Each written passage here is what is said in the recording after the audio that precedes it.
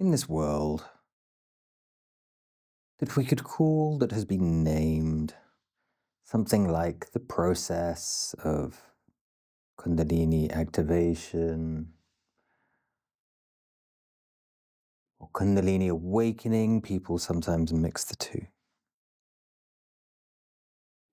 And yet, when we see movements like this, that some people may see as exorcisms, and it is true that Freud, when he first started working, he had similar results with his clients, and it wasn't accepted in the society he lived in. But it did happen nonetheless. Just go read about it. And yet we get teachers full of duality, paradoxes, fears. And while we do, of course, always have to be careful of who we work with, that goes with anything. Because we can take our car to a mechanic who doesn't know what to do. We can have builders come and work on our house that create more havoc than a good job. Unfortunately, in every walk of life, there are people that claim they can do things that they can't. There are many people on social media that learn a quick skill, or even worse, watch a video, think they understand it, turn around and feed it to you. So all of these things must be looked out for. If you see a teacher coming from a place of fear, talking about entities and demons and that will enter you. Now, of course, this will resonate with people stuck in the fear.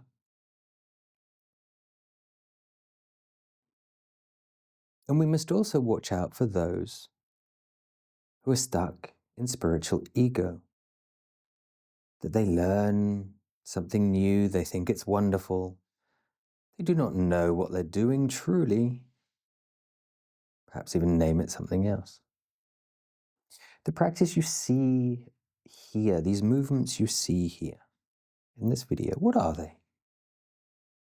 Forget what everybody is saying. Oh, it's Kundalini that, oh, it's... blah, blah, blah. It is the body being allowed through one process or another to unwind everything stored within it. These things that are stored can be pleasurable. These things that are stored can be painful. Somatic release is about restoring yourself to how you should be, about releasing traumas.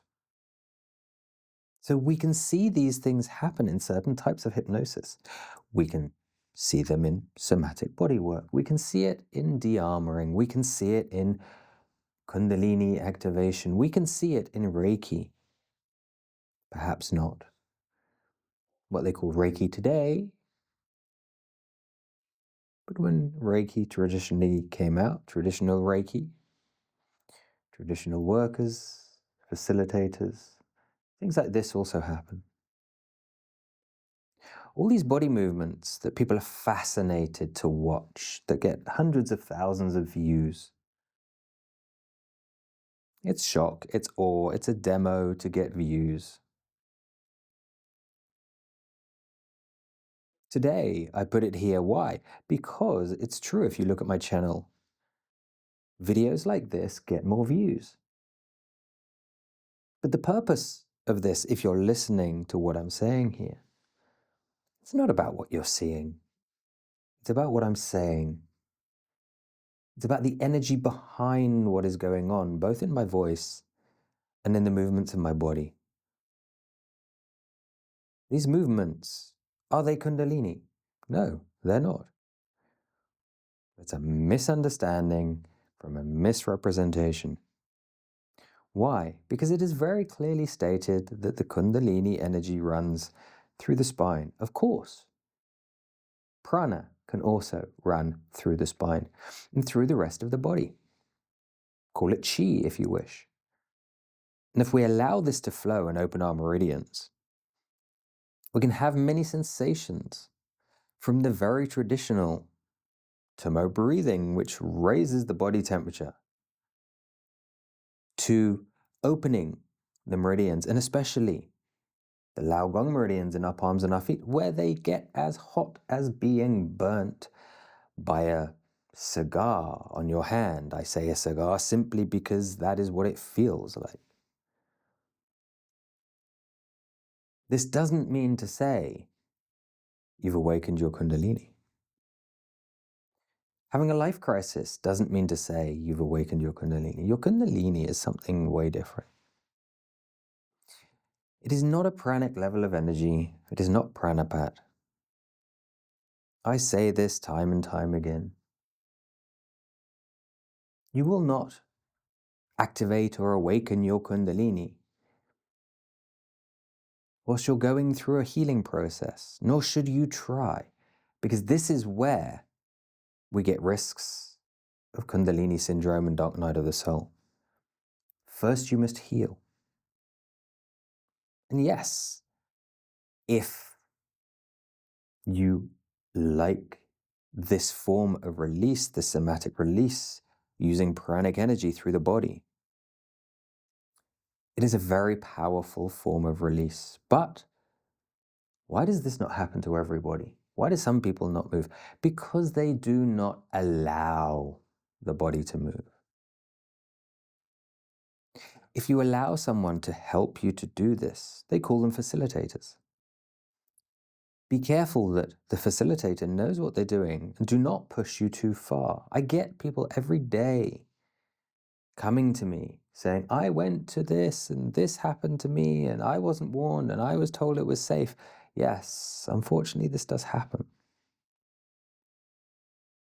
You're pushed too far, your energy rises too fast, your ego fights back. It causes a conflict. You do not know how to deal with the energy because you've never been taught, and so your ego goes into survival mode, creating life crisis, creating dark night of the soul. In the worst and very rare cases, a Kundalini syndrome. Now, Kundalini syndrome, many people claim they've had it. They've just had a dark night of the soul that they've got stuck in, nothing more.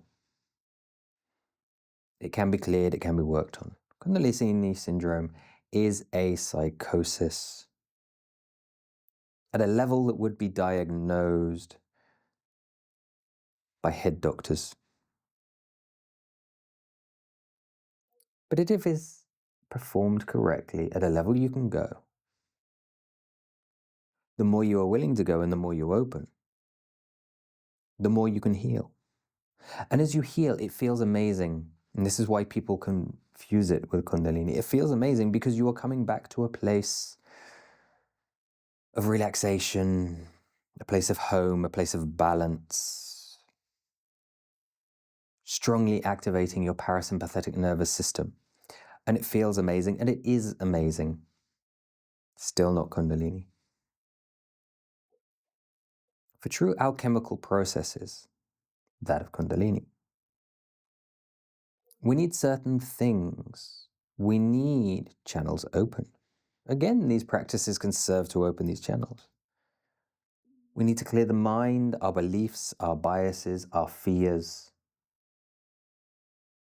Many things do we need to do beforehand. This is why my courses go through these practices before going deeper.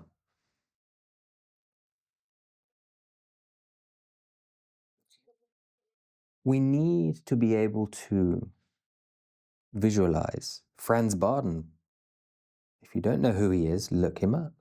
But Franz Barden once said, in Hermetics and all his work of alchemy, you will only get so far if you are not able to visualize, because there comes a certain point where the body stills. It's not about the movement. This is where the deeper processes truly happen. The mind opens, and it's not about imagining things. It's being shown things, but to be able to be shown things visually, you must be able to visualize. Granted, some people have the skill of hearing.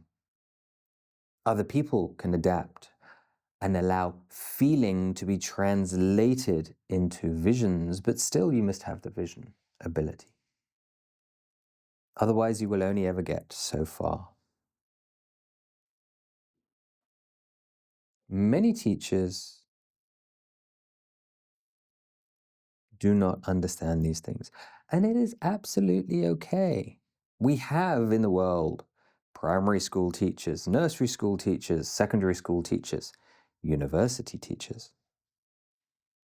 And it is okay to start with a nursery school teacher and understand that nursery school teachers will explain things that are actually, you find out quite later, very wrong.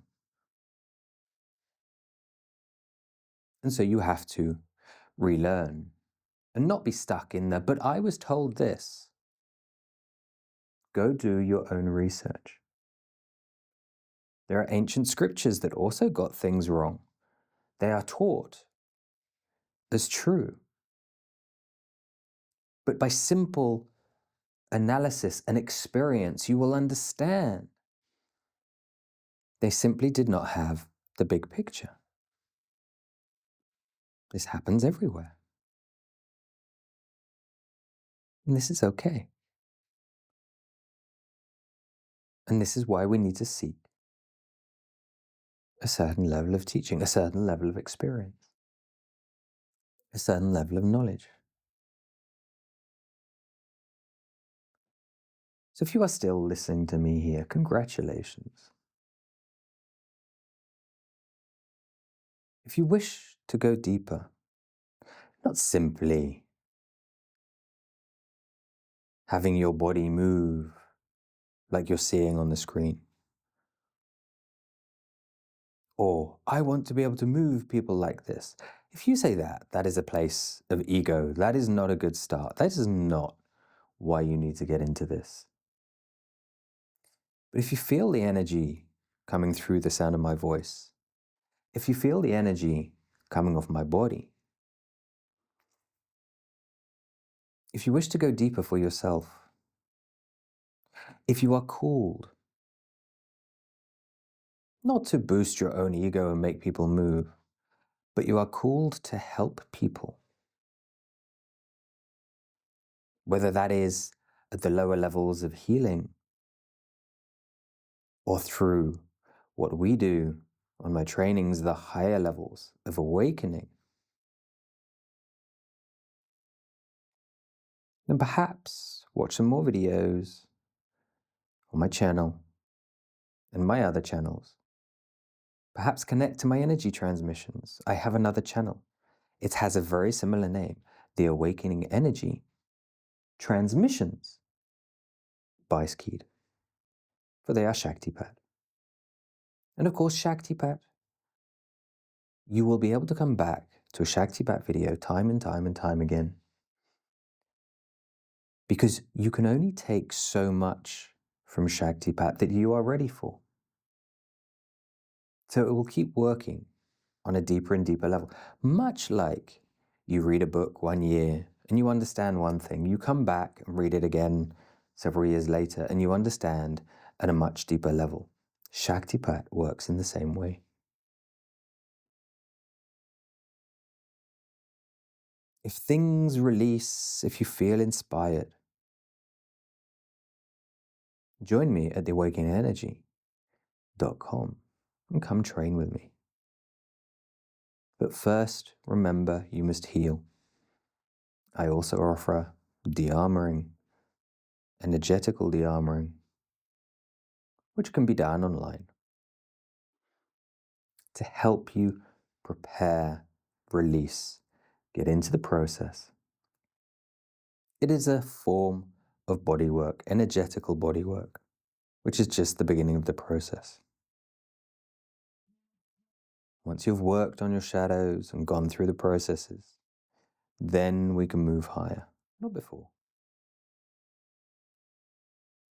I hope to those still listening to my voice, not the ones just wanted to see the shock and awe demo video that I've given you here. It shows something about you. It shows perhaps you are one of those who might be ready.